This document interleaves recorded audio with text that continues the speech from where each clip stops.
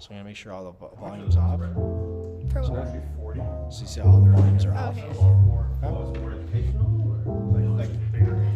You help It's out? times bigger than my last book, but the goal is to create one resource for parents, so 7 chapters. So everything's live streaming live on YouTube right now. Everything from mental health. So when like I switch from each one, like do I have to do anything with the volume, or is it okay?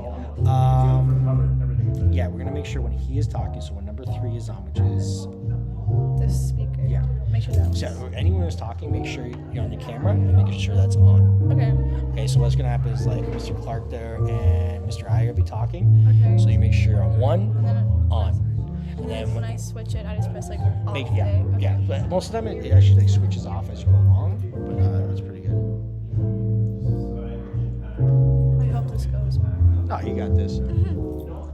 No, and you know if you want to help out Mr. Dunn later on with this, now you know what you're doing. Yeah.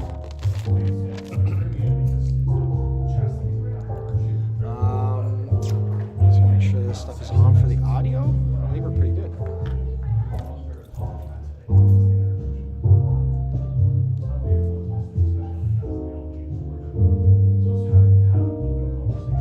What grade are you in? 12. Oh, excited for prom or what? Yeah. Nice. You're actually getting one, which is phenomenal. I know. I'm so happy with that. I Yeah. got like my dress like the week before March break. Oh, that was iffy.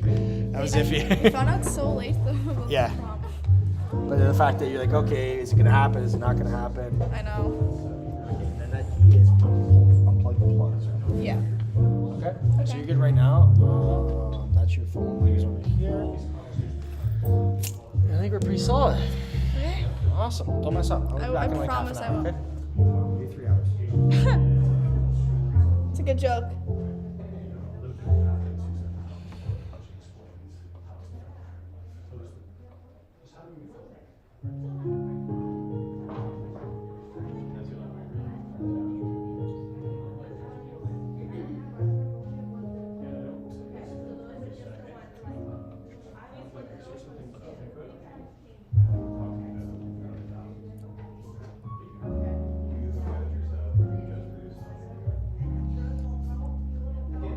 Damn. Did you open the screen? Is it bigger? Yeah, it's so much Better? Problem solving at its finest.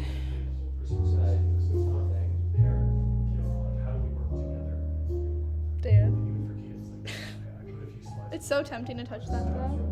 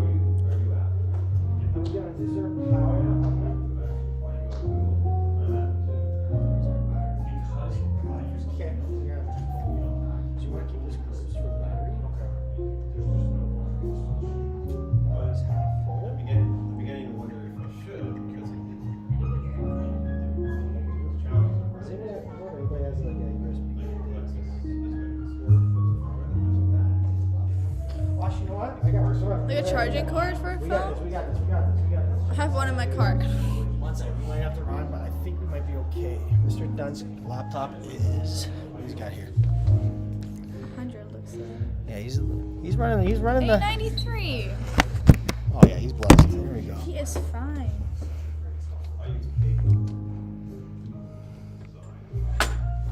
Oh, sorry. Oh, it's fine. And it's much better than Word. It's much better than PowerPoint. And it's free. Does it work? I always have. I use these to travel, but I don't use them for everything else. I just can't have this. Yeah. 27 Matthew's upgraded.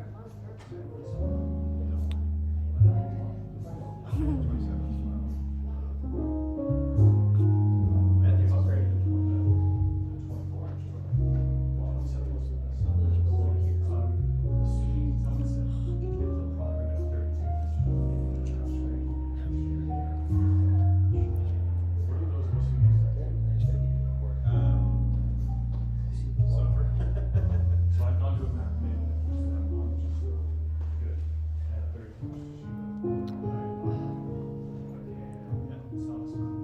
Yeah, but the left. Yeah, that's your phone. I'm having it open. Do you want another one? Yeah, one's probably enough. Thanks. Okay. Sorry, it's not cold. Oh, I actually prefer. Oh, yeah, lukewarm. What grade are both of you in? 12. 12? What are we doing next year? Hopefully health science. Have you gotten in? I'm waiting on McMaster in Queens right now. My daughter's at Mac, my son's at Queens. So yeah. And you? I'm hoping for Mac Life Sci, but I haven't heard back. But I gone to UTM for Life Science and Queens for General Science. Good. So, Both are great. My daughter was actually at Western. Hated it. So she's going to her third year and just transferred. We just moved her 2 days ago to Mac. Oh yeah. What program? She wants to be a lawyer, so she was in a dual major psych philosophy oh, that's at cool. Western. Western's a great school. She just, I call her a COVID kid. She left March break of grade 12 and never came back. Really? Right? Like COVID. Like Yeah, so, it's hard. So she, well, you'll get this more as a girl. She had an $800 prom dress she never got to wear. No! Oh my gosh. That is Like, so she wore it much. down to the lake to take photos. Like, I don't blame her. I would too. But it was a year of, like, we sent her to Western. She went to res, but like bubbled on a floor, never met good people, Oh. chose people for a house, and it just, two of them were drunk and high by noon hour, just not Bad. good people. Yeah, I did not apply there. So Mac, her best friend goes to Mac, so It's perfect. she's like, so she switched to pure philosophy because it's actually what she wants for law. And my son wants to be a psychologist, so he's in psych. That's cool. Queens is fun too. They're both Mac and Queens. And I went to the campus with my friends on the 24th, and I loved it so much. And my dad wants me to go to Toronto because it's much cheaper. And he's like, you know what's really nice on me? The University of Toronto sweatshirts. He like, and then he made a post that says like, Dad of UFT student, and my whole family is wearing them around the houses every day. It's so frustrating. We use the the Via train if you go Yeah. to Queens. It's quite nice. Yeah. You get on at Union and Yeah. down you go. My Just sister, go there. she's graduating this year, but yeah, she used to take the train. Queens. Did she get in for kinesiology? Pardon? Did Kat get in for kin? No, this is Natalie I'm talking about. Ah. She's graduating from Smith School of Business this year. Oh yeah. It's a good looking building. I was past that when I'm at Queens, yeah. It's so nice, the campus. And it's like right off the lake too. So My nice. son didn't get into res, so he got into West. You familiar with West? So West is like off campus. Yeah. But he loved it because he would walk along by the water. So he'd call us on his AirPods Yeah. every day, just walking back. It just kind of grounded him. He liked it. And then the people at West just love it. No, my friend went, like, it was her first year at Queens this year, and she didn't get residency. Like, she like got like rejected or whatever, and so she had to live in a house for her first year with like a bunch of other strangers. But she said it was like really good though. Like, it turned out well. The issue was they have rooms that are 3 and 4 people that they couldn't do because of COVID. Really? So they That's do hard. offer 100%, but this year they didn't. So I know. she really got screwed a little bit. That is hard. But they all seem to do okay. Yeah. Because you realize it's not just that. You either with a house or West or whatever. I know. Do me a favor. Yeah. You plug this into the extension cord that's on the floor there, right below, right where your feet I is. know Queens Yeah, was right one of the last ones to Is do there an extra acceptances as well. spot? Yeah, especially for health science. No. Oh wait. Yeah, there is on this. Perfect. If you don't get into health, can you do life? Yeah, I got into life science at both schools. My friend Carter's at Mac. Okay, Had it's to in. switch to life as You're opposed to Yep. health. Okay.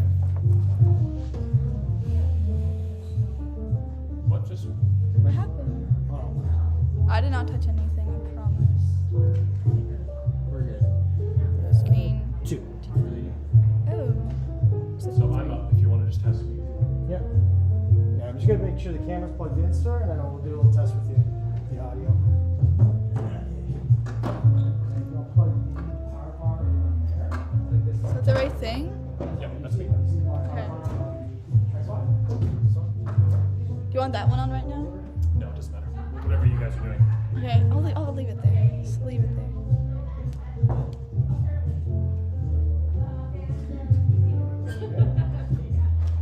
Awesome. Yeah, so we're gonna do a little mic check. Is that okay?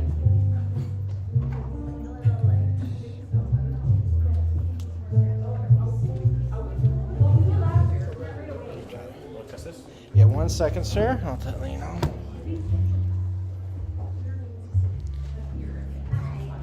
How are you? Good.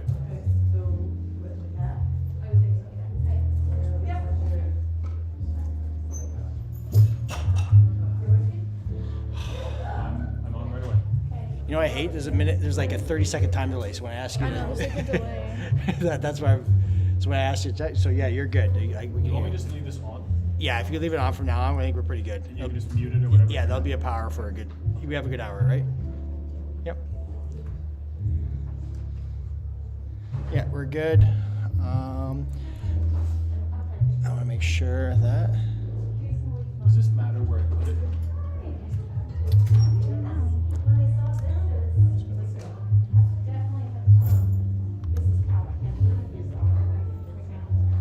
Yeah. Okay. So screen 2 is that computer. Sorry. Screen 2 is that computer. Yeah, yeah. Screen 2 is this computer. Okay. Screen 3 is Brett. Screen camera 1. Okay. Does that make sense?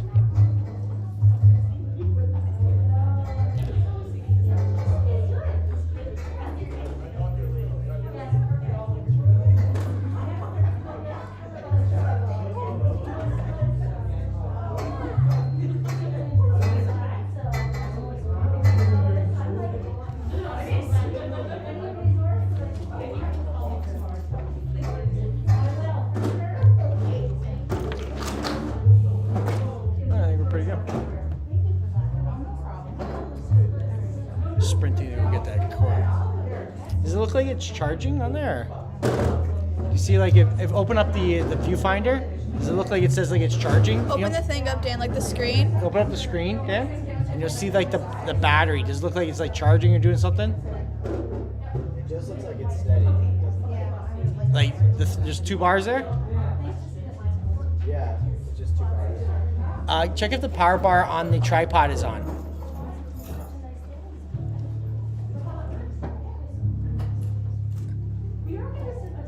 You see a light on that now? Yeah, I just feel like you can back on again. It's still.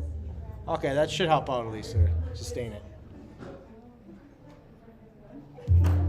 But yeah, keep the screen closed so it sort of saves the battery. And just use what you see up there as what you can see. You know what I'm saying? Instead of using looking at the screen, just aim it like you know what I'm saying, like look at up there. You can see through what the camera's looking at.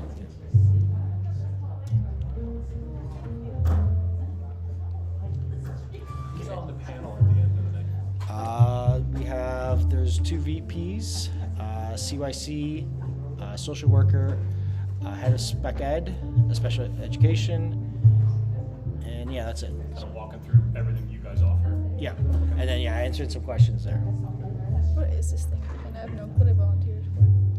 To speaker on mental health, yeah. Yeah.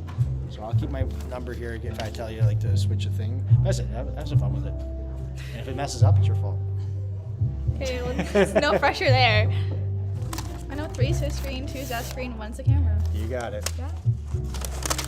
And we have 1 person watching it, which is me. That's not sad. You'll get more at 7. Hopefully. You'd be really nice, yeah. I'll watch it for you to have 2 beers. That's it.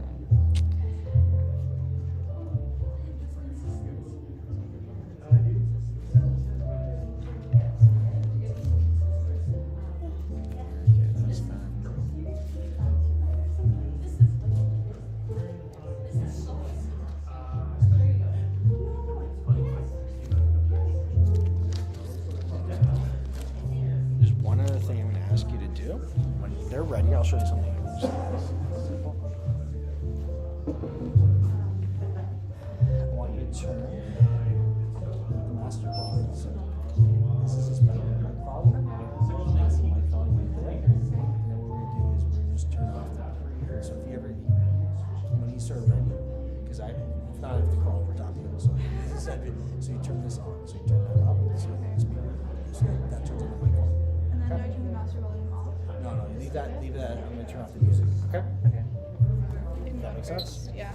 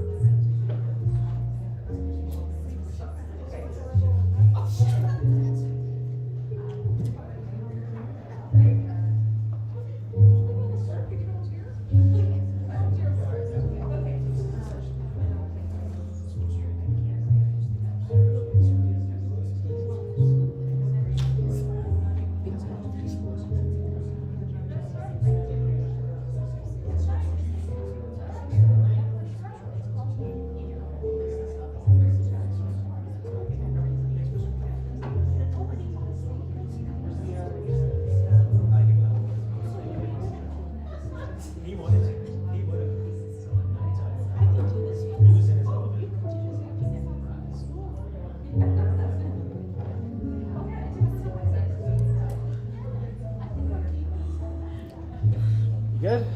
Yeah. Okay, so make sure this is good. And let me check if the audio's working online.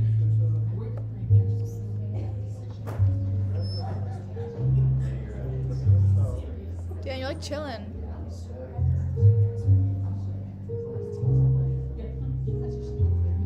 Yep. You should become a YouTuber at this point. You got all the tech you need.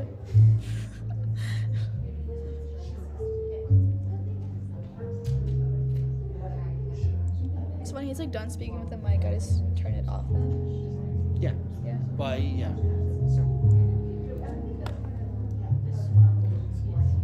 Lean on feedback. We're good.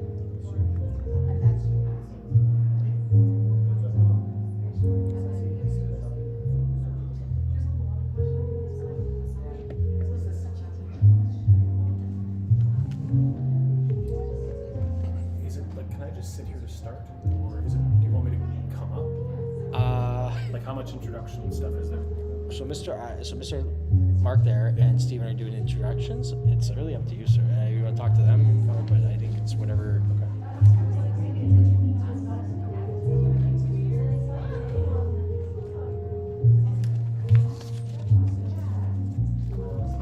I'm at a high-end restaurant right now. Yeah. Classic Eating a good music. steak. Little dim lights, little jazz. We're good, right?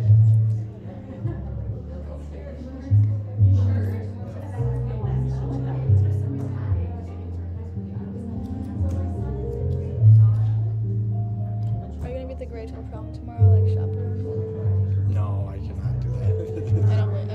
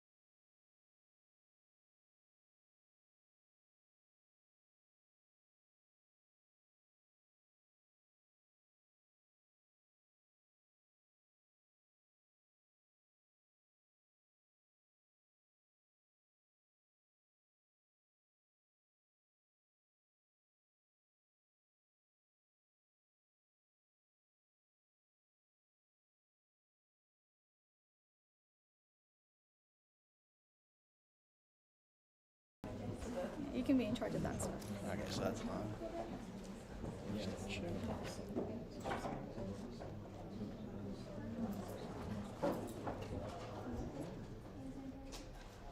We good? Yep. Well, good evening, everybody. Thank you for coming tonight.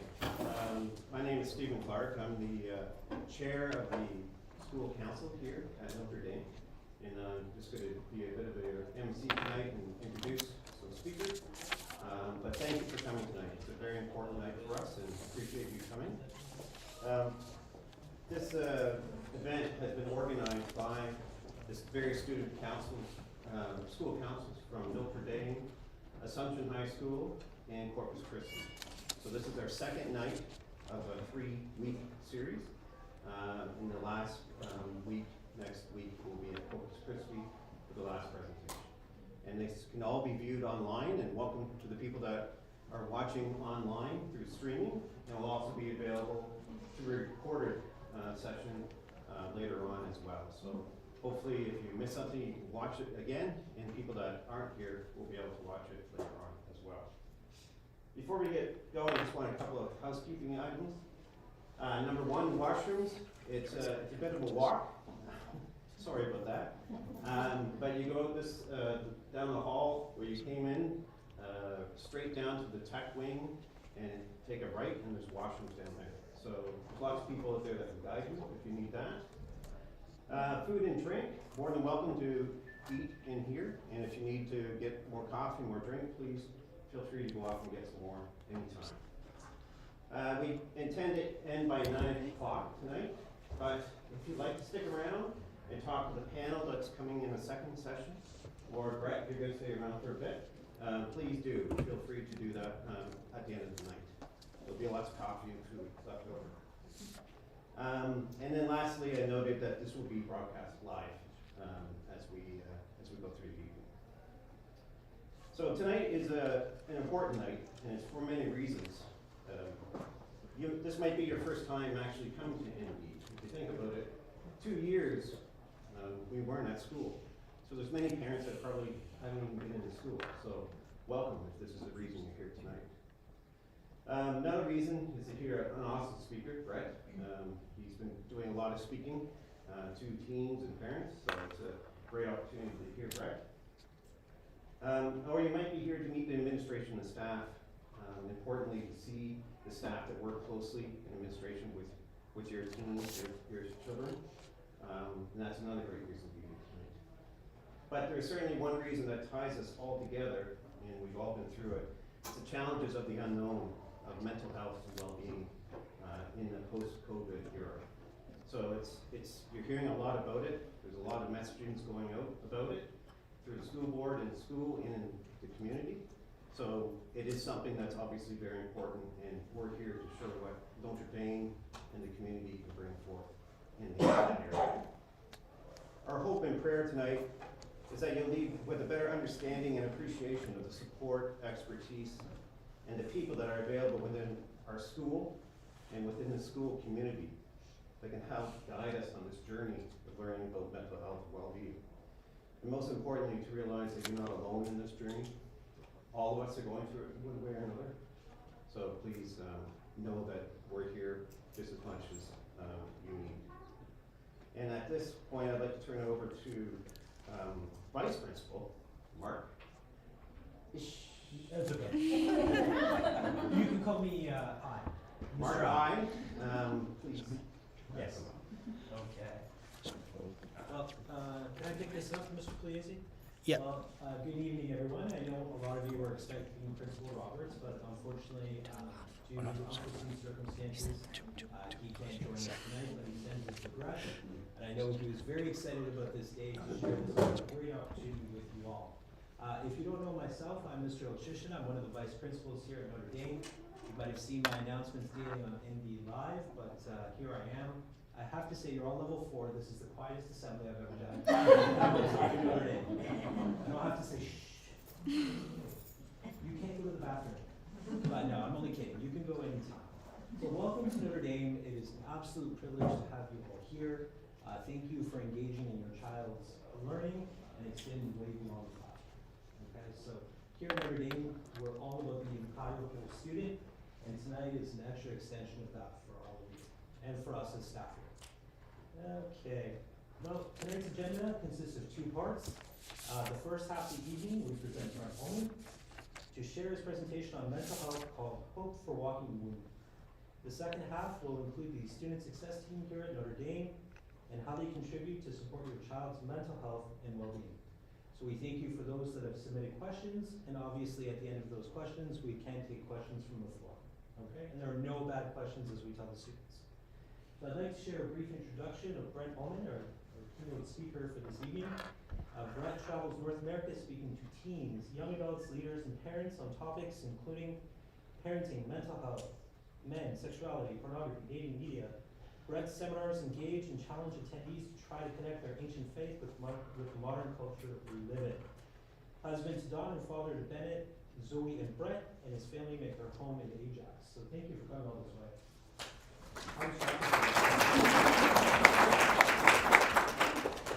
Brett was a teacher with the Toronto District School Board for 10 years before moving into speaking full-time back in 2005. Brett has a master's degree in evangelism and leadership from the Wheaton Graduate School in Chicago, and is also a graduate of Arrow Leadership Program. Brett is currently working on his master's in counseling psychology from Warwick University. So give a quick round of applause for our keynote speaker today.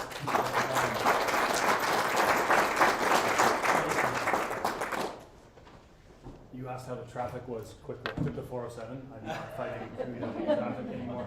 Brett, that's not in the budget. We can't pay that. No. There's an author that you probably know, Leo Tolstoy, but you probably never read it. He has huge books. He says a really simple line. He says, "In the name of God, stop what you're doing, cease your work, and look around you." I love that we get a chance tonight just to take a kind of break from life and look at this conversation of mental health. I'm going to assume most of you have no idea who I am. Let me give you 2 minutes on me. You heard a bit of a background. I was a teacher for a decade. I left that 16 plus years ago to do this, and this is actually a job, which has meant the last few years of COVID have been very interesting when your entire life is speaking to large groups for a living. My world is slowly coming back to normality. I just got back from 8-9 days in Alberta speaking, and it's been a good few weeks, so I'm hoping it kind of is looking better. But I speak on issues that I think we either don't know how to, don't want to, or don't like speaking on, especially within the walls of the church world. Parenting is probably my largest talk, as well as mental health, and then things like pornography, sexuality, dating, media. And I have a talk for men as well, looking at how we as men can be better fathers, better husbands, and better boyfriends. I'm married with 2 kids. My wife's name is Dawn. My daughter Zoe she finished her 2nd year at Western and just transferred to McMaster. And my son Ben's in his 1st year at Queen's. So my kids are now both out of the house. I say that, they're both now home for the summer. But they chose universities multiple hours in either direction as well, so it's been interesting. I use this picture, this image, usually in my talk for men, but as I was sitting here, I think this is a really interesting thought. It's just the idea that we are multifaceted, there's so many different parts of us, and when I challenge men, I challenge us, and it's the same with women, that there's many parts of us we need to look at moving forward and being better at. And tonight we're just looking at one kind of piece of the pie. We're just looking at the conversation of mental health. So I left teaching. I did a program called the Arrow Leadership Program, went straight into a master's degree, and suddenly found myself, you've heard the term intervention before? I wasn't the person intervening, I was the person being intervened on, which was not something I ever thought would ever happen. I found myself speaking way too much. I went from a normal docket, which is about 125 to 140 dates a year, to 275 to 300 speaking dates a year, which is stupid, and I fully acknowledge that. But in that moment, all I could say was, I can pay for my flight, I can pay for my books, I can pay for whatever. And suddenly, we're a not-for-profit. My board of directors, my family, my best friends would sit me down and say, you need to slow down. And I would say over and over again, March 1st, 2012. Because that's the day I graduate, and that's the day I will rebalance my life. And I made it to that date. And that was the last night I slept through the night. I ended up that morning waking up 2 hours early. Now I had younger kids at the time, and I didn't think I'd be sleeping in, but waking up at 5 was not what I expected. A few weeks later, I'm speaking in Woodstock. I get a chance to speak in a lot of different environments. I'm doing a regional event for 30 churches, 400 or 500 students in a church.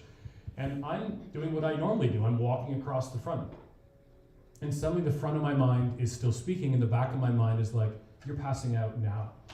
What do you do with that? I'm a big guy. Do I just fall over? Do I go down to one knee and pass out? Like, I'd never had this before. I kind of struggled through the evening, went back to my family doctor. He said, Brett, you have anxiety. And I said, no, I speak on anxiety. He said, no, you have anxiety. It was this weird kind of banter back and forth.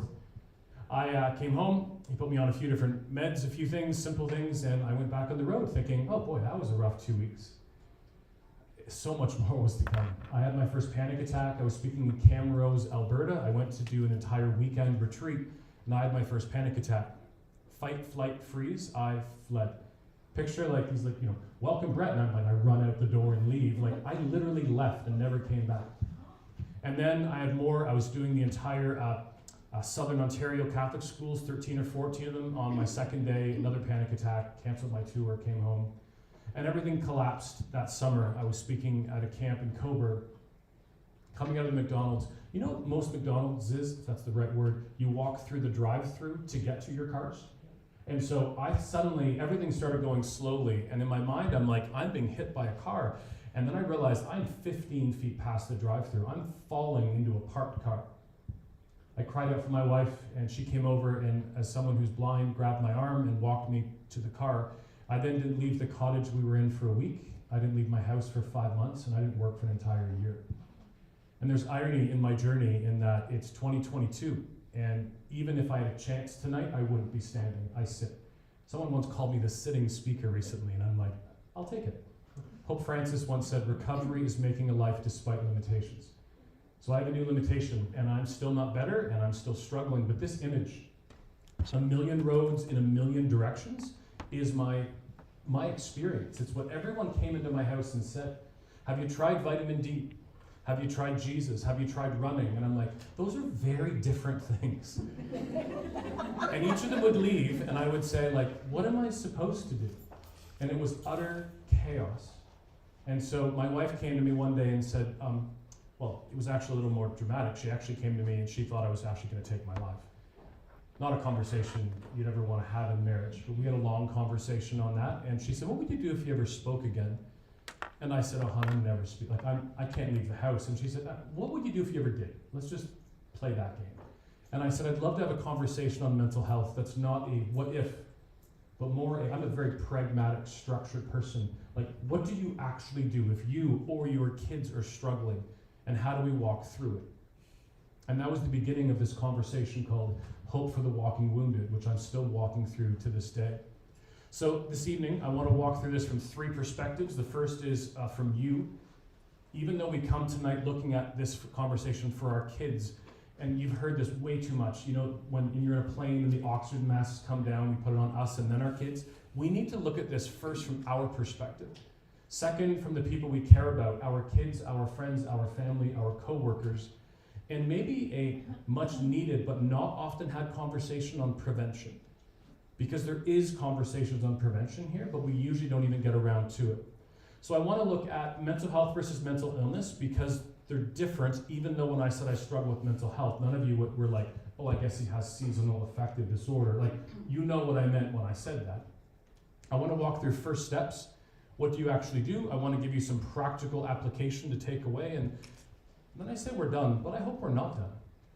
For those of you here, those of you online, we'll have some conversations with some staff and other people, and then if you want to chat with any of us after we're here, and really the hope is that tonight's a catalyst. I love the word moment, that tonight's a moment that pushes you forward in this conversation. So schools like Notre Dame, Assumption, whatever school you're from here today, that these begin to become the common and not the uncommon conversations. Because that's the concern to me, is that this is the uncommon. This should be the normal conversation when we address things that people are dealing with. Now, I'm going to have a few conversations on faith. I acknowledge that not everyone, even though a faith-based school, is still in that same place as faith, but I just want to acknowledge a few things. I actually believe it's harder for people of faith who journey with mental illness than it is for people in the mainstream culture, because we add some kind of weird spiritual layers to it. Mental Health in the Church by Stephen Grekovich, he says, herein lies one of the most pervasive misunderstanding regarding mental illness in the church world. It's that God spares this kind of pain and suffering from those with deep and abiding faith. which therefore means that those people who are struggling don't have deep and abiding faith. And I just call this religious abuse, and it is damage, and that is not the foundation we're talking about today. Maya Angelou has a great line, do the best you can until you know better, and then when you know better, do better. I would just say tonight, from the conversation, do not take anything about shame, anything about condemnation tonight. If you're like, oh, Brett, you just said what I shouldn't say, and I just said it. No shame, no condemnation. How do we be the best we can for our kids, for our students, for our loved ones, and everyone else? C.S. Lewis once wrote, mental pain is less dramatic than physical pain, but it is more common and also more hard to bear. The frequent attempt to conceal mental pain increases the burden. It is easier to say my tooth is aching than to say my heart is broken. So, mental health versus mental illness. Think of this as two axes. The first axis is up and down, and then kind of side to side. So every one of you here, and every one of you online has mental health, just like you all have physical health. Doesn't mean you have good mental health, doesn't mean like you also might not have good physical health. But mental health is defined by the WHO as, someone actually wrote me after and said, did you mean the band? And I'm like, what on earth? No, the band, the WHO did not. Anyways, sorry. The World Health Organization says it's a state of well-being in which every individual realizes his or her own potential. You can cope with normal stresses in life. As a side note, COVID is not normal stresses in life. The Ukraine war is not normal stresses in life. Like, we're living in I won't say unprecedented times, whatever that means, but this is not normal. But we can work productively, fruitfully, and can make contributions to our community. Now, it's also important just to acknowledge that it's okay to not be okay. And having anxiety doesn't mean you have an anxiety disorder. Feeling a bit blah doesn't mean you are suddenly depressed. Ask any, like my two kids at university just finished their exams. Incredible stress in my house. But the moment the exams are done, they're a bit better. It takes a few days almost to come down from that. But it's okay to feel anxious. If you had to come this evening to the podium and introduce me or the other peoples, some of your hands would shake. That's okay. We can cope with those things. Normal stresses in life. And just also feeling blah. You can feel a bit blah. The last few days have been better. Yesterday was actually quite good because of the weather. But if it rained today, we would all feel a bit blah. Does not mean we're depressed. And even if you just don't know why, you just feel blah for a season, that is also okay. So mental health. I love this. This is mental illness. It adds another kind of axis. Mental illness includes a range of conditions that there's standard criteria to diagnose, and you do not diagnose unless in this room you are a psychologist, a psychiatrist, or a medical doctor. We don't diagnose as parents, as educators, especially we don't diagnose from TikTok. Which we laugh, but we all know we laugh kind of a little awkwardly because this is actually the new struggle we have, especially with teenagers today, is they are watching a TikTok video. Someone talks about being bipolar, schizophrenia, anxiety. They suddenly go, oh, I think that's me, begin living out an identity, which isn't actually them. And so this is diagnosed from someone. And a mental illness significantly affects how we feel, how we think, how we behave, and so many other things, whether going to school or not, and for us as adults, work. Now, this is from a British website, and it's a little complicated because one being high is good, one being high is bad. So having good mental health is good. You want good mental health. But I have high mental illness, which you kind of would say maybe is bad. But the reality is this, just like my friends, I have two friends going through cancer diagnosis and chemo and things. Just like they have poor physical health, but they can work at having good mental health. Even if you have mental illness, we can begin to look at how we have good mental health while we struggle through that. I leave that with you. It takes a while to think through that. Now, when we speak on mental health and mental illness, and I will use those words interchangeably the rest of the night, what often people say to me is, well, Brett, aren't phones the reason of all mental health struggles today? And I just say, if anyone ever says always or like every time, just click delete if it's an email, because it's usually fear-based. We're not fear-based. Are they issues today? Sure. Are they all the issues? No. There are a huge amount, and this is just some, this is not an exhaustive list, of ways that we become to struggle with these things. Predisposition is one. Now, predisposition, we think is higher than it might be. Even with cancer, it's only like 8 to 16% roughly, that if your family has it, a child might. But predisposition, meaning if there is anxiety and depression in your family, there's a chance your kids might have it. But the tick box means that we still look at prevention. If diabetes runs in your family, we may eat different, we may exercise more, do different things. Traumatic events, burnout or breakdown, which I think would be me, but like the term nervous breakdown is really not a medical term, it's kind of a catch-all. Isolation and loneliness, which is growing at astronomical rates. It used to be guys my age. I turned 50 during COVID. I'm the prime kind of age group of lonely people, men. It was interesting through COVID, we kind of as men proved this. Like for those of us who were married, my wife would be weekly having walks and on a Zoom with 6 tiles of different women. I did what most men did, is we just hunkered down, alone, and then complained that we're lonely. It's interesting when you kind of look at how we do things different, but loneliness, statistically, the one I read the other week, 47 to 52% of middle schoolers now say they're lonely. This is concerning, right? Loneliness has so much negativity in how it's coming through in life. Chronic unwellness. We do well with someone who's unwell for a few minutes, a few weeks, a few months. What do you do with someone who's unwell for years and years? Substance use and abuse, social media and dopamine. Every time my Apple Watch taps me, every time my phone has a notification, Instagram, Facebook, I get a neurochemical hit to my brain, dopamine, oxytocin. We call them the love drugs. Same thing if I gave someone a hug or a kiss. Here's the problem though, what do 500,000 dopamine hits do to a human? We have no idea. Our teenagers today, and we have 2 of them with us, so you guys can smile or not smile in these moments. But the reality is this, our students today are the petri dish. Think of grade 8 science, it's the experiment. And what we're finding is not good. We have the highest anxiety rates amongst especially young girls that we've ever seen. And it's when we say the highest amongst young girls, we're not saying guys are like this doesn't affect them. Huge amounts with guys, but most guys, sometimes we don't want to talk about these things. Even as a man, often people walk up to me and say, you struggle with this? I'm like, yeah, so do I. I've never told anybody. Again, socialization plays a role. Relentless pressure, stress. A few years pre-COVID, I went to the university fair tour in Toronto. There's a university fair and a college fair. Took my grade 11 there. It was palpable, the pressure students are under as you look at where you're going to go to school, whether you're in, whether you're not. Brutal diets, lack of sleep, postpartum. My wife, amongst probably many women in this room, struggled after having a child.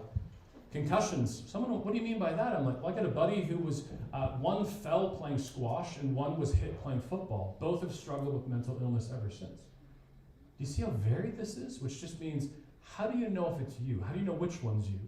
And how are you parented is a huge one. I have a talk called Parenting Navigating Everything. The more we overfunction, anybody want to guess what our kids do? They underfunction. In the mid-1990s, parenting styles switched to what we might call paranoid parenting styles. Helicopter parenting, where we hover and then swoop in. I heard one recently called Black Hawk parenting, Black Hawk military helicopters. This time we don't just hover, we swoop in, blow everything up, and then fly away. But these things caused a lot of things. Because we've overfunctioned, the average student today, I'm not saying all, many, head to college, university, ill-prepared for the world around them. Because parents have done everything for them. We must have a progression of parenting. I know for me, my kids were at Queens Western, now Queens and Mac, right? They better be able to deal with all things on their own because suddenly my wife and I are not there. Have we prepared them for that? We're not even talking about neglect, abandonment, war, PTSD, and many, many other things. Now, I want to pause and just do a few slides. You'll see these things look a little different, but technology is an issue. And so how do we begin to walk through that conversation? And one of the most asked questions I get is this: Brett, how much technology, like how many hours a day should my kids have? This is a question I get more in elementary, but I also get it in high school. And I would just say, in my house, we never made an amount of time. I never said 2 hours a day, because here's the question. What do you mean by that? Like, if you're at home online, you're online all day. If you're reading a book, if it's digital, is that a game? Are you making content, or are you creating, or are you just mindlessly scrolling through? Because they're all different. So in my house, we just said this: I don't care what you do with technology as long as these things are in your life. As long as you're doing well in school, getting daily exercise, reading books, family meals, meaning not just shoving food into your mouth. There's a conversation, helping maybe cook and clean. Conversations, how was your day? Play games like Rosebud and Thorn. Tell me something good that happened, something you're looking forward to, something that was bad today.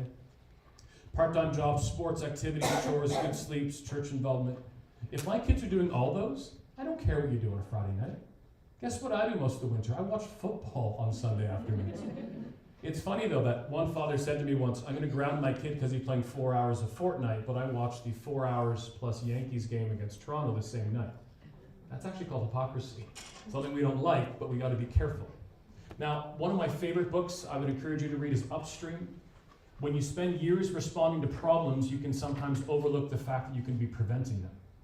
And I love speaking to parents of high school students. I love high school students, but this upstream conversation is best down in middle schools and down in elementary schools when we can begin working with young kids. So I am a year into research for a new talk called Media Navigating Everything. This is, I'm calling a brain dump. I don't really know what I'm doing with it, but I just started talking about it because it's interesting just to think on. And I'm a researcher, so I'm 52 books in. I do about 2 hours a day on this new talk, but here's the trends of what we see. Statistically, 50% of grade 12 say they're addicted to their technologies, their phones. And every time I've seen these studies, every single student says, and I know it's not good. And as a side note, we wouldn't be much different as adults. I think we might even be a higher statistic. We are struggling just like our kids. Addiction to drugs and alcohol is growing at astronomical rates, and we're seeing different drugs coming into the party sphere. Things like cocaine, things that we used to think of were somewhere else, are now in our middle-class communities. Bullying is growing, lack of social skills. We see, and I generalize, I acknowledge this, more with young men than young women, and it's video game based. Men and women play video games. Women finish video games, go and have face-to-face contact, go for coffee, hang out together. Guys play video games till the last moment humanly possible. And then we miss out on the social cues. Even being on, like here today in person, you can see the social cues, how we sit, how we nod or we don't. Sexting, they say, is 70% of high school students. And the reality is that it's the destruction that I see. Someone once said, well, Brett, you're just old. And I'm like, yeah, I'll take that. But what I'll acknowledge is that I have thousands of conversations from high school students who say, I wish I had known before this happened, before everyone has a photo of me. Unhealthy lifestyles, sleep, diet, exercise, and loneliness. No one wants this. So the question is how do we not, it's not get off Fortnite. It's not stopping on your phone. It's how do we work together? I always say as parents, I use the line, I'm for you, I'm not against you. It's not, I'm the parent, you're my kid. We are a family. How do we work together to not have that? Because what we want is purpose. We are seeing a growing lack of purpose with young men as well. Boys like Boys Adrift by Leonard Sachs, Boy Crisis. Again, not a fear-based statement, just the number of times I hear after a talk, parents walk up and say, you know, I got a 22-year-old son who works 10 hours a week at Wendy's. And I'm talking hundreds of these conversations ongoing. Compassion and empathy is what's lost through video games. Resilience is what's needed. Think of a cheap plastic ball, you push it in, have you ever had them pop back out? That's resilience. Life will knock us down. We need to, and our kids need to be able to get back up. Discipline, work ethic, rich relationships. I would just, as a side note, you need at least 5 adults speaking into your kids' lives other than you. Could be church leadership, could be coaches, teachers, aunts, uncles, cousins, counselors, the list goes on. And we want a healthy body, healthy mind, and a healthy soul. I do have 9 videos on how to have a better relationship with our phones. How many times you touch your phone a day as a side note? 2,914 on average. And you open it 8 to 15 times an hour. That study's my favorite. It says ... while on vacation. The number 5 is the most interesting one that I talk about, especially with students, because if you have a phone out on a laptop or notifications enabled, a 45-minute assignment will take you 3 to 4 hours. And the same for us as adults, right? Full attention is what we need to be given. Back to the mental health conversation. I think we as Canadians began to talk about this when a large study was done at U of A, University of Alberta. I was there a few weeks ago, looking at 1,600 students. This is their response. 51% felt life was hopeless. 51% felt life was hopeless. Like, these are studies we now got to step up and say, all right, things have to be different. The same old's not okay anymore. Like, this is not okay. Now, number 2, I don't care about. Here's why. I don't know when you polled people. They felt overwhelmed by all they had to do. Was it the first week of university? Because I know my 2 kids took at least 2 months to readjust. Is it exam week? Feeling lonely, 62. Very sad, 66. So depressed it's difficult to function, over a third. Overwhelming anxiety, 52. Their language I find fascinating. What if they just said anxiety? Not overwhelming. Considered suicide, 7. Attempted, 1. They made a premise, maybe it's just U of A. I made a joke the other week in Edmonton, like maybe the Oilers are such a horrible hockey team. Do not say that joke in Edmonton. Not funny at all, especially as a Leaf fan. Anyways, I'm just kidding. They made the premise so they could poll more universities and colleges. They polled them all. And the statistics either stayed the same or went up. And I put forth, this is where we sit today, every single school, public, Catholic, private, every church, like from St. John's, Newfoundland to Victoria, British Columbia, to as far north as we can go. This is everywhere today. Now, I would put forth that we sometimes give a different set of rules to people with mental health than we do with other things. The first comic, have you tried, not having the flu as someone's throwing up in a toilet? No one would ever say that to someone throwing up in a toilet, but said often to those of us who struggle with anxiety. Have you tried, not having anxiety? Like what you're saying is if I could have thought my way out of it, I wouldn't have done it already. Like none of us want this. None of our kids want this. And the one on the far right, I don't think it's healthy you have to take medication every day just to feel normal. Don't you worry it's changing you from who you really are. Again, no one would ever say that to somebody with regular illness. My father on heart medication, but said to people who take mental illness, like psychotropic, whatever the term you want to use is, ongoing. Now, one of the biggest questions I get is, what about medicine? And in the church world, I get a lot. Like, I'm a Christian, what about medicine? Which is a funny statement. It was 3 summers ago. I love to bike. I went on my first bike yesterday. I did a 50K. I never got to 50K because I fell. I hit mud and I went down. I didn't even get my arm out. I literally just went down. I broke 8 bones on the left side of my body. And no one that week or anything else would ever say, don't take your pain medication. Like, take your whatever you need. It was the same summer I got diagnosed with Lyme disease. Some of you understand Lyme, some of you won't. Lyme being bitten by a tick, I have no idea when. I'm at a functional medicine clinic, so doctors and naturopaths who work together, and they think it might be the root of my issue, or as he kind of said, you could just be really unlucky and have both. Dark humor, but I also would agree with it. But when I went on medications for Lyme, posted online, hey, I love your prayers. Like as a faith-based person, love your prayers. I'm going to go on meds. I don't do well with meds.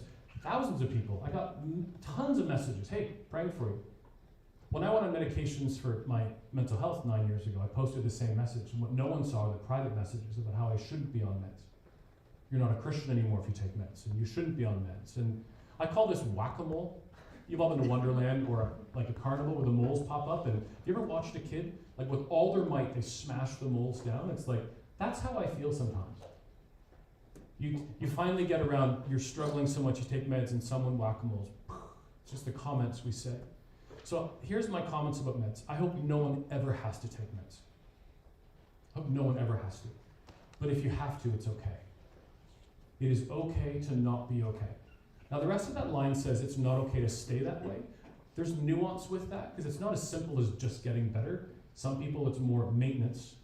And medication statistically, remember, stats are not always correct. The ones I read, they say medications might help 25 to 40% of people, which is wonderful. That's a lot of people. I'm not one of them. But if you ever have to go on meds, science is really improving. This is called Inagene.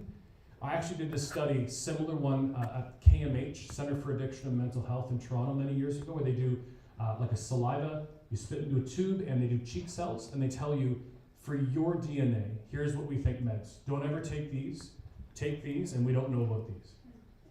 Brilliant. Like this is really, because if you know medications, you know it's a little less of a science, a little more of an art. Like you're trying to figure out what to do. And for me, the last 5 meds I was on were the 5 meds I never should have taken. So really interesting. So mental health and mental illness. How do you know if someone's struggling? Especially for us tonight. Let's look at this from a parenting perspective. Changes in eating and sleeping patterns. So I put this up throughout COVID, and the number of parents who've written me and said, Brett, I have a 17-year-old. They're going to bed at 1 in the morning and waking up at noon. I guess they have mental health struggles. And I'm like, no, they're probably a teenager. Because that's a normal circadian rhythm for any teenager. I'm 50, at 9:30, I'll be yawning, and I'm heading up to bed by 10 something, right? Not right and wrong, just different. So could it be an issue? It could be. This is where we really need to know our own kids and our friends. How are they doing? Number 2, social isolation withdrawal. This was hard to see during COVID when everyone was isolated. We're now seeing who isn't back, right? Who isn't in whatever environment you might be in. How about mood changes, feeling sad, irritable, angry, the list goes on. Now, has anyone not felt this even in the past week, just for whatever COVID issues might still be lingering around? So could it be an issue? Is it? I don't know. Not able to function? Now we know someone's in trouble. People not showering, not getting groceries, not eating, the list goes on. How about people who just have a growing apathy or loss of desire to do things? Again, I use the word nuance a lot. This is where you need to get into someone's life. You ever ask someone how they're doing twice? Hey, how you doing? Great. Oh, how you really doing? Oh, let me tell you. Like, it's funny how you ask, like, one is just being normal, right? That's how we answer. The second one is actually becoming real. A few more. Substance abuse. I would call all of this self-harm. Hurting yourself in some way, shape, and form to get beyond overwhelming feelings, thoughts, and emotions. Whether it's alcohol and drugs, pornography's grown at astronomical rates through COVID, eating, like controlling eating, right? A lot of this is about power and control, but this is what we see a lot. Feeling guilty, worthless, people who have self-deprecating comments, people who belittle themselves. Watch out for this is the little stuff that we as adults make sure we watch out for. But I would also say, equip your kids to watch out for their friends. But there's a little nuance here. Your friends are not each other's counselors, right? We have to make sure our kids are not counseling each other. Sudden drop in grades does not mean a sudden drop in an exam, meaning like when my kids fail an exam at university. Yeah, that sucks, but you can get beyond that. Like, it doesn't mean one thing, but an overall drop. But here's the number one sign. There are none. And that's the hardest. If you struggle like I do, you know that we struggle in here and we struggle in here. And I can smile as I'm dying on the inside. And I can look like everything's great as I'm so dizzy from my anxiety and doing belly breathing that you don't notice. We become really good at hiding these things. I think checking in is great. I saw lots of people begin this. This is kind of like a middle school thing I saw beginning where teachers say, how are you doing today? And we answer by emojis. And then I began to see it on adult forums and other things, and I like it. It's just a way to check in and ask how we're doing. So, what do you do if you're struggling or someone else is? Did I say that right? If you are struggling or someone else is. Think of like the Queen's Gambit, if you watch that on Netflix. Like, what is the first move? And it can't just be this. It can't be wishful thinking. It can't be avoidance, and it can't just be have you tried, because each of us knows someone who did something and it had great benefits in their life. But that doesn't mean that that's what works for everybody. And so what I love is an analogy called body, mind, and soul. Because I think that's basically who we are. We are physical beings, and I would say your issue might be physical, so go see your family doctor. And we're going to break this out in just a second, but family doctor is kind of a gatekeeper maybe for that. Your issue might be emotional, psychological. Go see and I say a registered therapist here. Someone trained to walk through these things. Your issue might be physical, it might be emotional. Here's where language really matters. I do not say it might be spiritual. Because the answers are not found in your faith, but your faith, for those of us from a faith standpoint, your faith is the bedrock, your faith is the foundation which you journey life. So your faith is a component, but it's not the answer. And be and people, not or people, meaning it might be family doctor and exercise and sleep and a counselor and your faith. Like, be and, not or. And I think we need to be very practical. Like, if the issue is, let's look at the bottom, over-parenting, maybe the answer is proper equipping for life. If the issue is traumatic events, then maybe getting a counselor who specializes in trauma is the place we start. But I think common sense here is what must rule. What is presenting, maybe we find people who can help in those conversations. Now I'm at a talk, it's funny, COVID's like this 2-year abyss, so I think it was pre-COVID. And someone asked me this after one of my talks at a church. They're like, do Christians have less struggles with mental health? My answer, without missing a beat, was no. Just because we're Christians, we don't have less cancer, we don't have less, like, it's just, we're living in the normal world. And then I went home and researched, and I was wrong. Now, what's really important is to understand why I was wrong. It's not if you're a Christian, you have less mental health. It's because of and the term is religiosity, the things we do. We go to church. We have events, we have functions, there's things that we do. And there's something so protective about community, and church is community-based. So you need to understand, like, I'm not saying just because you're faith-based, you're better, but there's more protective factors from those of us from the Christian community. Now let me just walk through my body, my mind, and my soul conversation. This might be some of you, might not. This might be how we begin to journey with our kids, but get a physical done, get blood work done. Anyone here ever been to a sleep specialist? Anyone willing to say they've been to a sleep specialist? A few of us? So if you haven't, you would go to, it's like usually like in a business park somewhere, there's a subway below it, you go upstairs, they put electrodes all over you, over your face, and they're like, good night. And they leave, and there's a huge camera like right in front of you. And in the morning, I said to the guy, hey, can you fix me? And he said, no. And I looked down, and he said, look at me. And I looked up, and he said, that's good. He said, you don't want me to say yes. He said, tick it off, you're scratched off your list that this is not your issue. And I'm like, what a great way to view it. It just changed how I began to view my journey. A friend of mine in Alberta, he was in an environment that was very, let's just say, over-spiritual. They said, your issue is spiritual. You will not go to a doctor. I call that religious abuse as a side note. Anyways, 5 months in, he's not been anywhere, and he writes me, he's now a little, let's just say, suicide's becoming thoughts in his head. He's not doing well. And I said to him, what's your biggest issue? And he said, sleep. Brad, I'm just not sleeping. I'm like, go to a sleep clinic. What a weird world when you think there's a spiritual connotation to going to a sleep clinic. So he goes, electrodes all over in the morning. He looked at the doctor, and I said, look him in the face, and can you fix me? And the doctor said, yeah. Doctor said to him, you have the worst sleep apnea I've ever seen in my career. Put him on I call him a Darth Vader machine. BiPAP, CPAP machine. This guy's better in 1 day. Have you ever not slept and then slept really well? Like, there's something so powerful about sleep. It's because sleep is medicine. Medicine is medicine, exercise is medicine, food is medicine, the sun is medicine. Like, medicine is a broad conversation. I'm not currently on medication. I should really say that. In 2 of my pockets and in my laptop, I have Ativan. Some of you know Ativan. I take a small blue pill under my tongue, and if I was about to have a panic attack, before I come and speak, I would take it. It calms me down. It affects me negatively the next day, so I'm very careful. It's highly addictive. But for me, I'm on that, and if I need to be on medication one day again, I will be. Naturopath, nutritionist, referrals, allergists. Some of these things are just natural consequences to your unsustainable lives. So how do we, in our lives, and how do we model this for our kids? Like exercise. When my kids were in grade 9 and grade 8, we joined a health club together as a family. One of the best things we ever did. We go work out together. Sometimes it's 2 of us, 3 of us, 4 of us. We said as long as you go 3 days a week, and my kids have never looked back. It's just become part of our lives. But exercise, if you struggle with anxiety, you know this, it's just a non-negotiable. If you ever had a bad day, you go for a walk. It's just like something, the chemicals work a bit better. Now someone will yell that, well, like, what do you want me to do? And I'm like, I say this gracefully, I don't care. Like, you're all different. I like to do spin class and bike and weights. My wife does Zumba. Is that the right term? Yeah. Whatever it might, like, you do whatever you like. And I just think walking is one of the best. Walking, you can walk with family. There's something about getting sun and being in nature. And sleep, I have a YouTube video on how to have better sleep hygiene. Cool room, blackout blinds, no technology an hour before bed, simple things. And food just means eat better. I'm not saying you all have to go become keto, vegan, whatever diet of the day, but just eat better.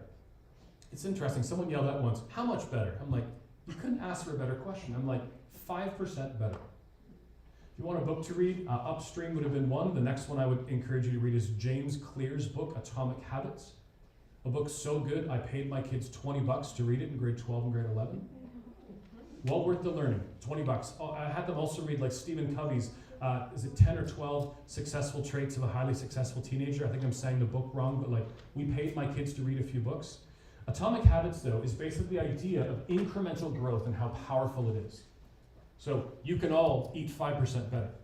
So let's eat 5% better. You can all touch your phones 5% less. I challenge students and some adults, you can watch 5% less TikToks tonight, or Instagram Reels, or whatever we do. But I like this. Have you ever heard the quote with food, by the way? Food is often the culprit or the cure. It's an interesting line. So I'm a big fan of peer-reviewed research, like research that actually proves things, not just someone does a study and says Big Macs are good. Like someone studies it, other people research and come up to the same conclusion. So they did one thing for a whole bunch of grade 5 kids who struggle with anxiety. They just created diversity of foods in their life. Just made them eat more colors of vegetables, more different things. 40% decrease in anxiety. 40 just by changing food. This is where I think we just think through all these things. You can do this. And for the faith-based people, the Bible's filled with, your body is the temple and running the good race. While you're doing this, go see a counselor. Gain some perspective. Pace of life. No one had to tell me to not speak 300 dates a year, but I have busy seasons. Support for my emotions. Anybody ever watched America's Got Talent? So I'm watching it a couple summers ago. I'm alone in the house, and 15-year-old girl's playing this guitar. She gets the golden buzzer. If you know what that means, they hit this buzzer, all this confetti comes down. She goes right to the finals or something. I'm crying. I'm all alone, and there's tears coming down my cheeks, and I'm like, what on earth is happening? And I'm like, I've had a horrible anxiety day. And if you have anxiety, you know your emotions are raw. You could quickly get angry. I quickly got happy, which became sad, not really understanding it. Anxiety management, this works for me, sitting. And this is what I need to do for my job, so it works for me. What works for you? What works for our kids? What are those things that we need to learn? And I say faith, again, this isn't fixing your issues, but it's the foundation for who we are as faith-based people. Now, when I'm in a non-faith environment, which I'm doing a real estate group next week, I don't use this, but I use this slide, which is actually good for everybody. Talking about well-being, purpose, volunteering. My wife and I go once a month, and we go to a place called the Refuge in Oshawa, and we serve dinner to homeless teenagers. Not homeless adults, homeless teenagers. Talk about rocking my daughter's world when she serves a dinner to someone her age. And just right, there's something about volunteering. Gratitude jars, these are great anyways, where you kind of say, had a great event tonight at Notre Dame, or had a great dinner with my family, great walk with someone. Put them into a jar, and around the Christmas season, begin to bring them out and read through them again. Many of us look through the world with kind of a dark set of lenses. Like, we don't remember the good stuff, and we need to remember the good stuff. And I know for someone like me, like sometimes you could look back and say everything was bad, and you need to be reminded there were some great things that still happened. Mindfulness, I'm going to come back to, and the spoons analogy is a great one. The spoons analogy, if I was at home, I would grab a big stack. I say when I was at home, it's funny. Now I'm at home on Zoom some days, I can use everything around me. But if I grabbed a big stack of like 12 spoons, that's what this is saying. And it says in really small things, 12 spoons a day, how would you use them? Take away 1 spoon if you didn't sleep well. Forgot to take your meds or skipped a meal, take 4 spoons away if you have a cold. So if I got up today and I did not sleep well, and I needed to come tonight to speak with you, I would be very careful where I spent my spoons that day.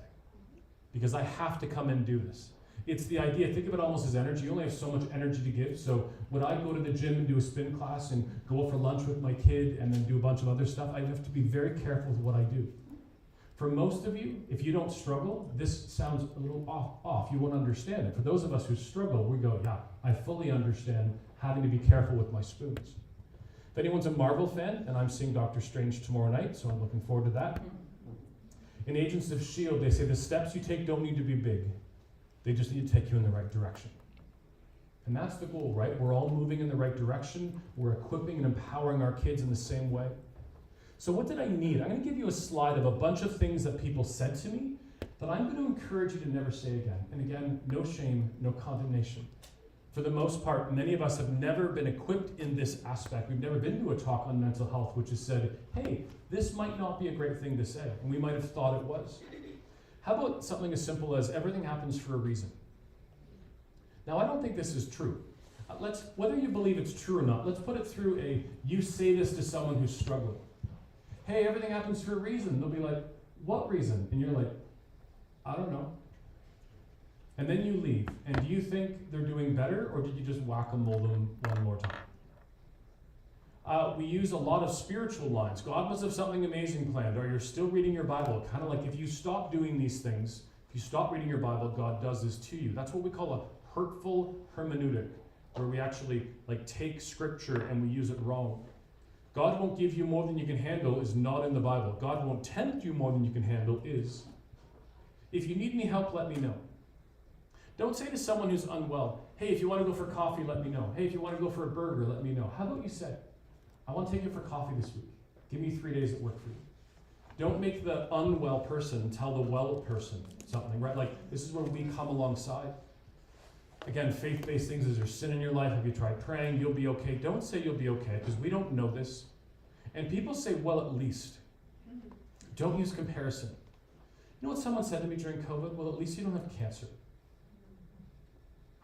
And I came home, and my wife's like, how did the night go? And I'm like, well, that's where I'm at. I guess I'm so unwell that I'm now compared to someone who has cancer.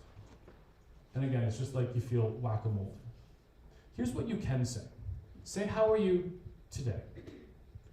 It might sound weird, but that one word changes everything. Because I can answer today. Sometimes I see people, I'm at a conference or I'm in my neighborhood or see someone at a grocery store like, hey, how are you? And I'm like, I don't know if we're just doing pleasantries. Like, am I supposed to get, how's your weekend? Good, you, good, and we leave each other. I don't know if you're actually asking me. And then I'm like, I don't even know if you know that I'm unwell. My favorite is a friend of mine who just says when I see him, I got 5 minutes, give me an update on your health. I'm like, oh, I love that. Because it just lets me know what we're actually talking about. For those of you from a faith perspective, we use lines like I'm praying for you. Don't turn this into like we should do lunch. If you say to me, we should do lunch, and we don't book lunch and we part ways, we're not having lunch. Don't say to someone, I'm praying for you, without writing a note. I use an app called Evernote. I have a folder called prayer requests, and I would write your name in your text and pray for you. Say, I'm sorry you're going through this. Say something. Say anything. You know how many people never address people's struggles? I have people who haven't addressed my journey in 8 years. I do not want every moment of every family get-together, friend get-together to be about me, but maybe once in a blue moon, it'd be great just to say, how are you? Because sometimes you just feel invisible. Sit with them. Ask, how is your struggle going? It's okay to ask someone how they're doing. My buddy who had his 14-year-old daughter pass away.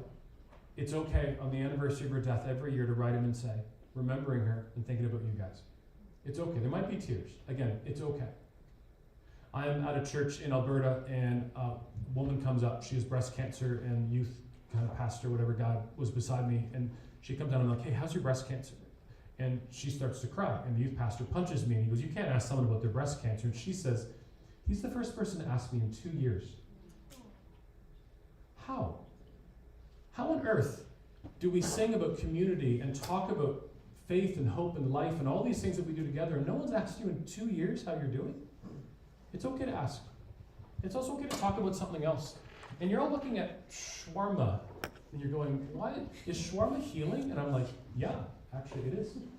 If words like baba ganoush and hummus and tabbouleh fill your soul. Darkest day of my life, remembering suicide is wanting your pain to end, not your life. Right? Again, nuance. I was on that line. I'm sitting on my family room floor at 11 in the morning. My wife's a nurse. She's gone. My kids are at high school. And to think of Alice in Wonderland, my mind's going down the rabbit hole. And I get a phone call.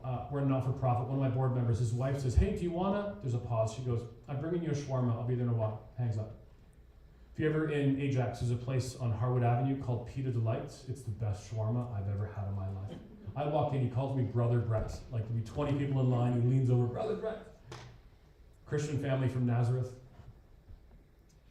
A few minutes later, ding dong at my door, white bag passed across. I sat on the floor again. I took a bite, and I'm like, there's something about food. Did it fix me? No, but there's something about food, right? This is why we do family dinners and get-togethers. There's something special. And if your friend is unwell and their favorite thing is a Big Mac or a shawarma or a cheese pizza from Pizza Hut, bring them that. I have 20 videos I made on how to have better mental health during COVID. I'm not going to go through all of them. There's a lot here. Use space was one I challenged students on when they were at home, but I still do this idea of don't just be at home in your room on your bed all day and all night. Like, I had one person who, phenomenal, young girl, University of Toronto, stuck at U of T, doing all her classes in a one-bedroom condo. And she wrote me, like, doing the morning class leaning against the stove, doing the afternoon class leaning against the front door, and I was so proud of her, she was trying different things. Connection. My phone every Sunday night dings and says, who are you connecting with this week?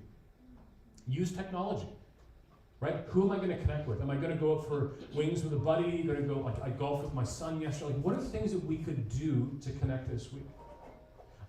Breathe, number 7. Breathing is mindfulness. Now, if you come from the church world, sometimes we think this isn't meditating, this is just breathing. Apps like Calm and Headspace. If you are anxious, you're probably breathing with your upper chest and not your lower belly. And if you breathe with your belly, you will begin to calm down. If you want the science, Richard Benson wrote a book called The Relaxation Effect. And it's the idea of, if you do breathing, like I used to do 20 minutes in the morning and 20 minutes in the afternoon, and the more you do that, the more your body calms down. You may find at the beginning, you start breathing, you finish 20 minutes calm, and you go back to life, and you're a bit more anxious. Counseling, number 8. Please make counseling the common and not the uncommon. Parents, let your kids know that they can go see a counselor whenever they want, and you will cover any of it. I know school counselors are heavily overworked, and I know sometimes there's very, like I knew one person who was supposed to see 32 people in 3 days. It's like, it's so hard, but you can go find a counselor here in Burlington or wherever else you're from, and you can actually, like, my kids always knew this, and my kids even in university, and I've asked them if I can say this, but they both went for some counseling this year. And I'm so proud as a dad. Does it mean that there was something really wrong? No, they just wanted to walk through some of the situations in life. I want a counselor to be one of those 5 people who are speaking into my kids' lives, other than me. And we can go for counseling, not when our marriage is breaking, but to have a better marriage. We can go for counseling just to look at how I can be better to equip my kids in parenting. It doesn't have to be only when things are bad. More positive, grace and mercy, things we miss. The last one here I'll just say is family dinners, bottom left. You know, statistically, if you have 3 family dinners a week, all the things like teen drug use, teen pregnancy, failing in a school, all of them go down by family dinners. Now, if you're thinking in your mind, what is so magical about chicken? Nothing. Because it's not about the food, it's about the community. It's about sitting together and talking and being that home base. We call this attachment parenting. The concern today is peer attachment, where kids are looking for unconditional love and acceptance from each other, and they can't give that to each other. They sometimes, by the time you grade 11 and 12, can, but not in the younger grades. But we can give this home base to our kids where they go out and then come back, get recharged, go back to school, go back to their job at Starbucks, but have an environment they can come back to. Some thoughts, some resources, and then we'll finish off with the last part of the night. Please advocate. Advocate for each other and advocate for our kids. I love this, to stand in the gap, right? When someone's unwell, we can stand in the gap. My wife and friends stood in the gap for me, and I will now stand in the gap for them and other people. I wrote this to myself, and I put this on my wall. Stop being a victim, stop making this my identity, and stop wallowing in misery. The language might be a little harsh, but it was for me. You don't choose what happened to you, but you do choose where you go from here. There's a great line that says, your story may not have such a happy beginning, but that doesn't make you who you are. It's the rest of your story, who you choose to be. Now the rest of the line says, so who are you, Panda? Because it's from Kung Fu Panda 2. You ever notice how powerful cartoons are some days? Dr. Dan Siegel, and can I encourage you to fill up your social media feeds with good people? Meaning when you go on Instagram, whatever, later, you want your phone to be filled with social media, filled with good stuff. Not just dinners and dogs. Now I have an English bulldog. I'll take a picture of an English bulldog any day. But I want, like Dr. Dan Siegel, Tina Bryson, like authors who speak on parenting and mental health and education or faith or whatever else it might be. Dan says we need to help children, I add in teenagers and adults, understand that the clouds of their emotions can and will roll on by. If one door isn't working, we choose another. If one door isn't working, we choose another. If one medication is not working, we choose another. If who you're seeing isn't working as a counselor, choose another. I'm at a Catholic school. I forget where it was. I forget what board even. 15-year-old girl comes up to me afterwards. I did this talk for the student body, and she says, do you think I should see a counselor? And I'm like, yeah. So she went to the school counselor. There's 2 in the school, one woman, 1 man. So she saw the guy. She writes me a week later, says, I hate him. And I'm like, that's okay. Go see. I said, there's someone else? Yeah, she says, there's a woman too. I'm like, go see her. Writes me a few days later, she goes, well, I hate her too. And so I said, I'm never going to stop telling you to go see someone else. She wrote back, I'm never going to stop telling you how much I hate them. And I'm like, I'm now in a battle. And I think it was 16 counselors later, 3 years. She went to see a friend of mine, and this girl wrote me and said, I walked through the door and your friend said, hey, what's up? And she said, I knew at that moment this was the right person. It had nothing to do with the counselors, right? She just wasn't ready. Bruce Coburn, anyone more my age, remember Bruce, once sang to kick at the darkness till it bleeds daylight. You might have heard that from Coldplay and Bare Naked Ladies more recently. But that line is an important one. This is a battle. This is a fight. So fight. How do we equip for this battle in life? And it's not half empty or half full. It's how long do you hold it. If I hold this for 5 minutes, bit of pain. If I hold this for 2 hours, my arm will be shaking and a bit paralyzed. If I hold it for a day, I don't even know where I'll be. This is more how long you hold your emotions. If all you think about in life is your darkness and the lethargy and your anxiety and your depression, the darker it gets, you got to put it down sometimes. I'm not saying you're better. I'm just saying it can't be every waking moment of your life. And Winston Churchill once said, never, never, never give up. He also said, when you're in hell, keep walking, which I really like. That's a really interesting statement. NAMI's, the National Alliance on Mental Illness, wrote 10 things I always like to end with. We will see the individual first and not the illness. I love that. We recognize that mental illnesses are brain disorders. We aim for better coping skills. We find strength in sharing experiences. I love the idea of story. We reject the stigma in ourselves and others. We won't judge anyone else's pain as less than ours. We forgive ourselves and reject guilt. So easy to say, so hard to do. We embrace humor as healthy. I actually was challenged by my psychologist to switch all my TV shows from murder shows, which is so much of TV, to comedy. And his point was just put more positive stuff in your life. We accept we can't resolve all problems. We expect a better future, and we'll never give up. Some resources, and then my part's done. Canadian government put up a really great website during COVID called Wellness Together. Sometimes we really bash government. This is good. This is good stuff. There's a lot of stuff in here. I think they bought wellnesstogether.ca recently. My website is just my name, brettallman.com. For those of you online, BRETTULLMAN.com. For anyone here, there's some cards on my table. I am not a blogger, I'm a curator. What I mean by that is I don't often do big, long blogs, but what I often say is, here's a great TED Talk. I saw this awesome book, here's what you should read, here's a great quote. If you click blog, you'll see all the things that I speak on, mental health being this one today. There's 7 years of blogs on here, 1,300 different things. And all my social medias at the top. If you're looking for parenting, I'm now doing parenting videos on TikTok. I'm not dancing, but I do realize it's one of the, if not that and Google now rival each other on a daily basis for the largest website in the world. It's come a long way from Musical.ly, which is what it was a generation ago. It's become the biggest thing. I have all kinds of YouTube videos, like the most underused medication for mental health, top left. Notice it's a bike. Like just how to have better sleep, walking, anxiety attacks versus panic attacks. I did make 2 videos, and I mentioned these very, very quickly earlier. Before you take medication, and if you're on medication. Just some thoughts. And you might say, why am I having my top 10 books on habits and change? It's because habits, it's the structures around them we need to change. This is why books like Atomic Habits by James Clear, B.J. Fogg's Tiny Habits, incremental change. And so we all know we need to exercise more. We know we need to sleep better. We know we need better nutrition in our lives. And from a faith standpoint, the faith things we do in life. But these books will help you kind of get there. Every other talk that I do is actually on YouTube. I did YouTube Lives a year ago during COVID, every 2 weeks of every talk that I have. And if you're a reader, every single book I promote in every single category is now off one Amazon link.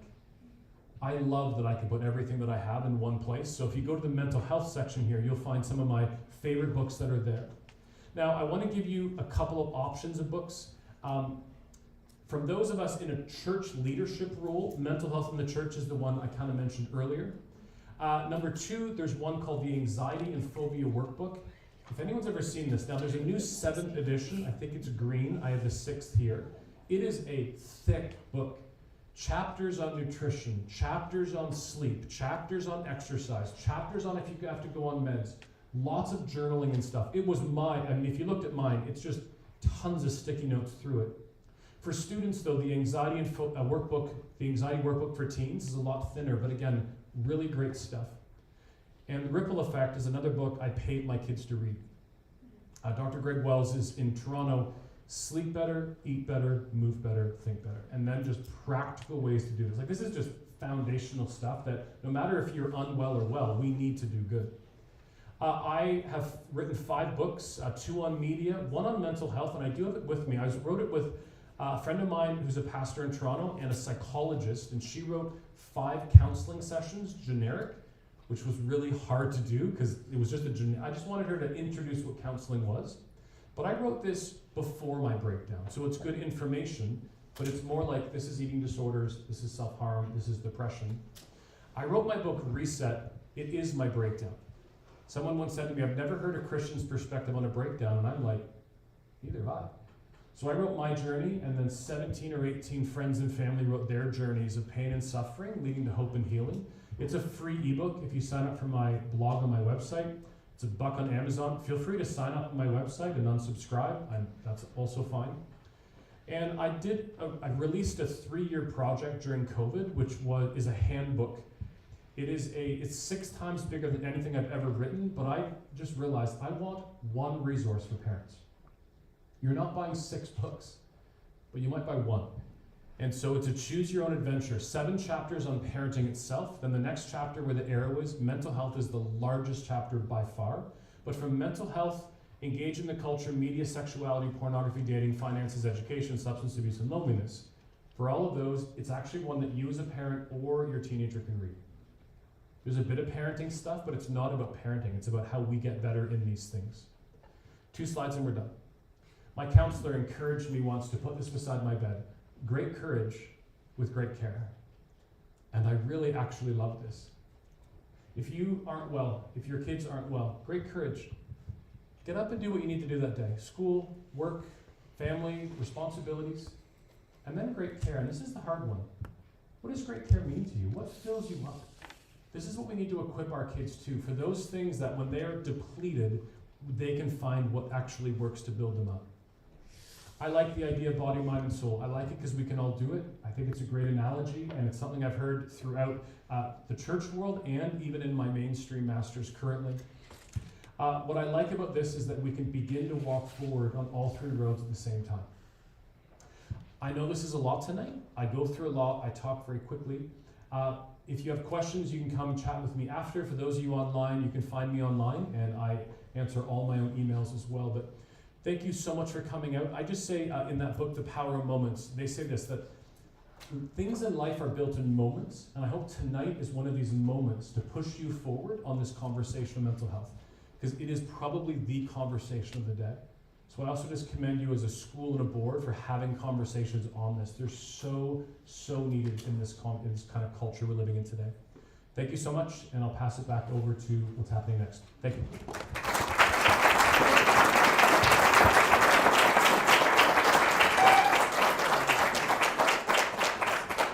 Well, thank you, Brett, for having the courage to speak so honestly about some of the struggles that you've encountered. I know all of us have our struggles, and I know for many of us, including myself, finding that work-life balance is one of the most challenging things, especially as a school administrator. I find balancing home life and work is often more challenging than I want it to be. But thank you for taking the time and for us realizing that we're not alone in this, that we are in this together. So at this time, we're going to take a quick break. We're going to do about a 5-minute break. You're more than welcome to help yourself to some refreshments. And then we're going to come back for our panel talk with our school support team here at Reading. So thank you. And thank you once again, Pastor.